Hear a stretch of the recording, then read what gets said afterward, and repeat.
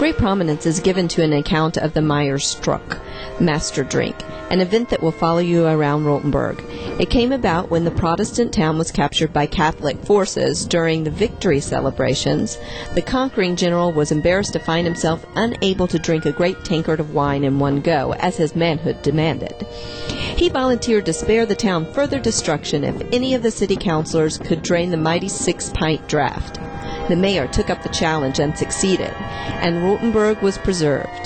The tankard itself is on display at the Reichstag Museum. We're in the main square in Rothenburg. On the north side of the main square is a fine clock, placed there 50 years after the mayor's feat. A mechanical figure acts out the epic Master Drink daily on the hour from 11 to 3, and in the evenings 8, 9, and 10. The feat is also celebrated at 2 annual pageants when the townsfolk parade through the streets in 17th century garb.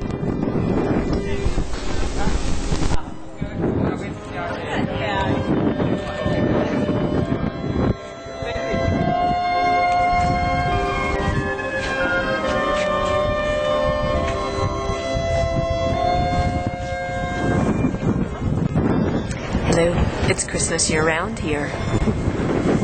At least it is at Kathy Woolfart. It carries children's toys, seasonal decoration. The Christmas Village, part of the store, is a wonderland of mostly German-made toys and decorations. Our next stop is the Criminal Museum. The gruesome medieval implements of torture on display here are not for the faint-hearted. The museum is the largest of its kind in Europe. It also documents the history of German legal processes in the Middle Ages.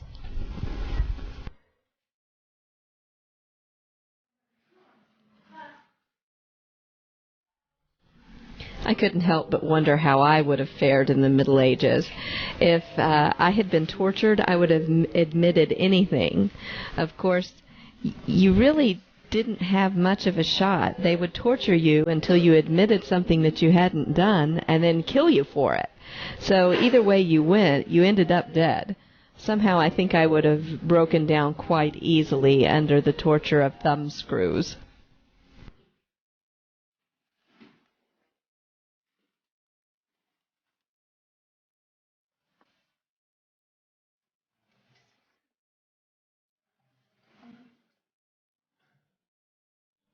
It wasn't just pain that they tortured you with.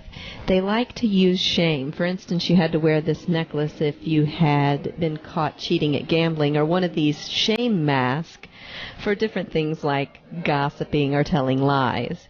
They seemed to get enjoyment out of shaming others.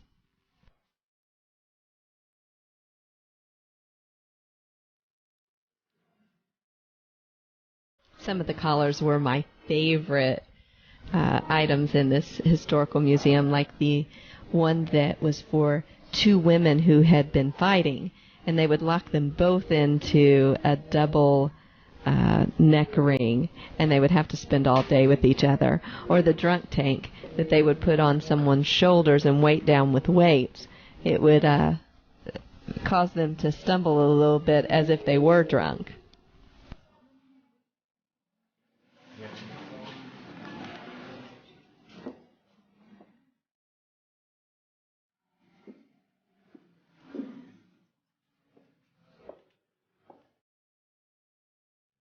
This was a drawing of the town square of what it would have been like during medieval times, with all of those who had some small indiscretion displayed out in public in the middle of the square.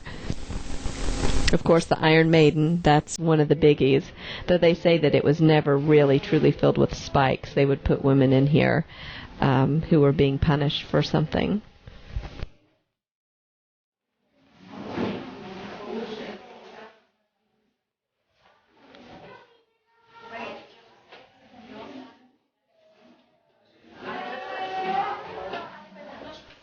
There were many things in the medieval times that were punishable by death. And, of course, the executioners took so much pride in their work, they would have their own sword.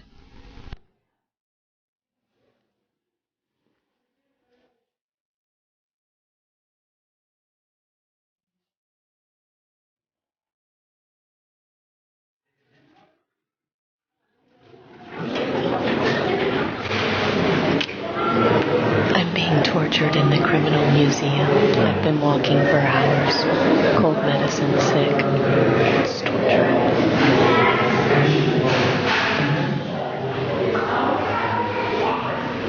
Yep, you heard right. I have gotten a cold here at the end of the trip. It's tolerable, though. I'm having a good time, and it takes my mind off the fact that I feel so lousy. I've been popping cold medicine like mad, though, and I'm glad that we remembered to bring it.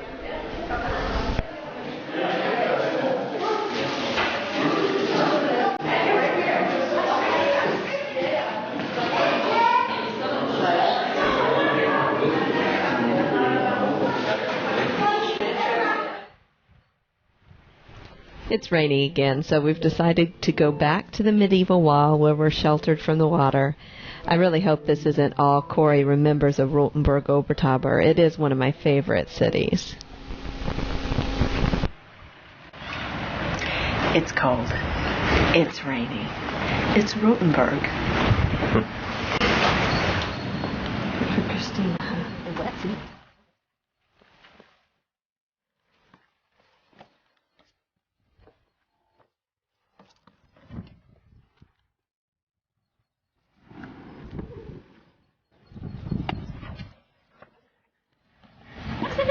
Very nice. Why did you hit me on the buttocks? Oh, weren't those people nice that we met a while ago? They were from Greece. I said, Melene Laura.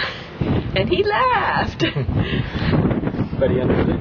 Yes, and he said, yes, as we left. Yes, he did. Yeah, so, you know.